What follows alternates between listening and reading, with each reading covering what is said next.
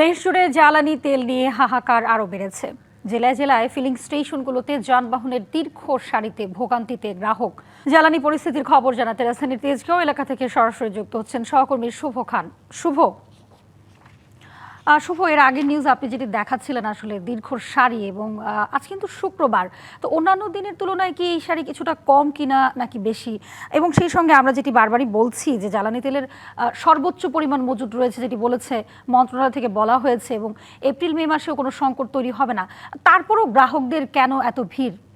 আসলে আমি এই মুহূর্তে যে পেট্রোল পাম্পে দাঁড়িয়ে আছি এটি হচ্ছে পরিবাগের একটি পেট্রোল পাম্প, এবং আসলে এই পেট্রোল পাম্পটিতে সকাল 7টা থেকে সন্ধ্যা 7টা পর্যন্ত নিয়মিতভাবে তেল দিয়ে থাকে। এই মুহূর্তের যদি পরিস্থিতি আপনি দেখেন, পাম্পটা বন্ধ করবে, সেই বন্ধ করার সময় আসলে এখানে গ্রাহকদের যে একটি উত্তেজনা, এবং পাম্পের কর্তৃপক্ষ থেকে শুরু করে এখানে সার্জেন্ট মোতায়েন রয়েছে। দেখতেই পাচ্ছেন আসলে পাম্প একদিক থেকে বন্ধ করার জন্য ভিতর থেকে সিকিউরিটি গার্ডটা ট্রাই করতেছে, আর পেছনে যারা দীর্ঘ সারিতে ছিল, যারা কয়েক ঘন্টা অপেক্ষা করছে। সকাল 6:30 লাইনে দাঁড়াইছি, ভোরে 6:30 আইসা আমি কারণ বাজারে লাইনে দাঁড়াইছি। তুই হাতিরপুর 3টা ঘোড়া দিয়া এখন আইসা আমি পাম্প বন্ধ পাইলাম। 13 ঘন্টা লাগে একটা গাড়ি তেল ভরতে। বলেন সে কয়টা গাড়ি তেল ভরছে? আমি প্রয়োজনে ধরেন আমি 1000টা গাড়ির পিছনে ছিলাম, সে 4টা দিয়ে তেল ভরে, তাহলে 1 মিনিটে 4টা গাড়ির সে তেল ভরে। তাইলে আমি কেন 650 মিনিট কেন আমি বাইরে?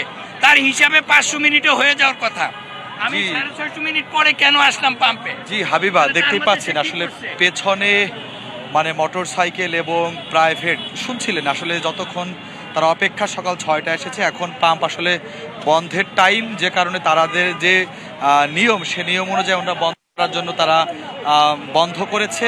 এই বন্ধ করতে গিয়েও খুব বেগ পেতে হয়েছে, পুলিশের সাহায্য নিয়ে তাদের পাম্প বন্ধ করতে হয়েছে। আসলে এই ডান পাশে রয়েছে মোটর সাইকেল চালকরা। যদি আমরা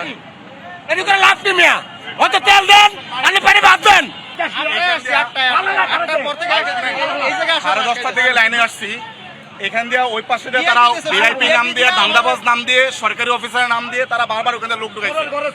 আমরা 10:30 থেকে লাইনে এসে এখানে 1 ঘন্টা বাড়ালে পারতো আমাদের জন্য আর কি। আমরা যদি আজকে সারাদিন তেল পাই না, কালকে অফিসে যাবো কিভাবে আমরা বলেন? জি হাবিবা, আসলে শুনছিলেন এখানে যারা চালক রয়েছেন তাদের যে ক্ষোভ, আসলে তারা কিন্তু সকাল থেকে তারা আসলে অপেক্ষা করছিল পেট্রোল পাম্পে। অবশেষে একদম শেষ মাথায় এসে কিন্তু পেট্রোল পাম্প বন্ধ করে দেওয়াতে কিন্তু যাদের যে ক্ষোভ, যাদের চালক এবং প্রাইভেট কার যারা বাইরে অপেক্ষা করছে, তাদের যে সকাল থেকে যে সিরিয়াল, আসলে সকাল থেকে তারা যে সিরিয়াল দিচ্ছে, অবশেষে পাম্পের কাছাকাছি এসে তেল না পাওয়ায় তারা কিন্তু গ্রাহকরা বেশ ক্ষুব্ধ।